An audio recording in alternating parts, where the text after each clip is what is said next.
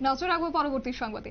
স্বাধীনতা দিবস উপলক্ষে আজ বিএসএফ এর পক্ষ থেকে গ্রহণ করা হয়েছে একাধিক কর্মসূচি। রয়েছে ৭৮ নম্বর ব্যাটালিয়নের পক্ষ থেকে একটি বিশেষ কর্মসূচি হাতে নেওয়া হয়েছে, যেখানে আজ দেখা গেছে যে এই কর্মসূচির মধ্য দিয়ে ওপার বাংলাদেশের সীমান্তরক্ষী বাহিনীর সঙ্গে মতবিনিময় এবং মিষ্টি বিতরণ এবং শহীদ বিএসএফ দীপক কুমার মণ্ডলের প্রতি শ্রদ্ধা জানানো।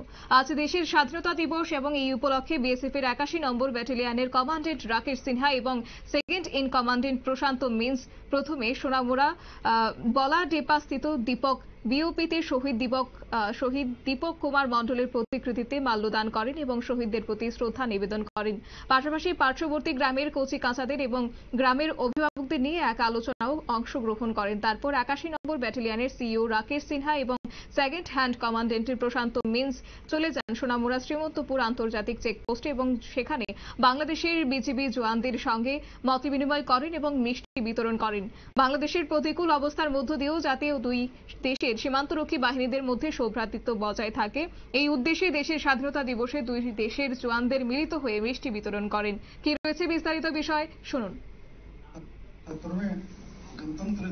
स्वतंत्रता दिवस पर यहाँ मौजूद है और इसको बड़े धूमधाम के साथ आज सीमा चौकी दीपक को मना रहे हैं।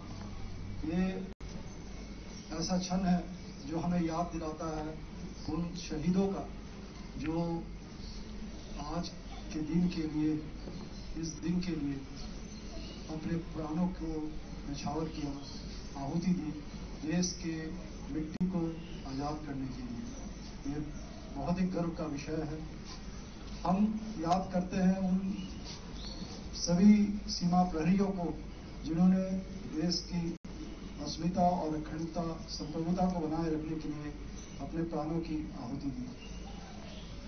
ये ऐसा मौका है जो हमारे जीवन में कई प्रेरणा लेकर आता है और हम अपनी मातृभूमि के लिए मर मिटने को तैयार रखें।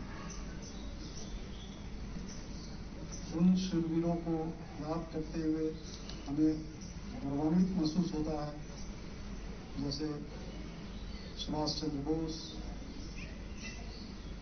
चंद्रशेखर आजाद, राम प्रसाद बिस्मिल, भगत सिंह और ऐसे अनेकों सात আপনারা শুনলেন এনাদের বক্তব্য। তবে আজ বাংলাদেশের বিবির বাজার এবং বিজিবি ক্যাম্পের নায়েক সুবেদার আবু নাসিমের হাতে সিইও রাকেশ সিনহা মিষ্টির প্যাকেট তুলে দেন এবং দুই দেশের সীমান্তরক্ষী বাহিনীর মধ্যে যাতে সৌভ্রাতৃত্ব সম্পর্ক বজায় থাকে সে এবং সীমান্তরক্ষীর ক্ষেত্রে একে অপরে যাতে পরিপূরক হয় তার জন্য আজ আবেদন রাখা হয়েছে। আজকের এই বিশেষ উদ্যোগ বিএসএফ এর পক্ষ থেকে সত্যি প্রশংসনীয়। নিয়ে নিচ্ছে ছোট্ট একটি বিজ্ঞাপন বিরতির সঙ্গে থাকুন।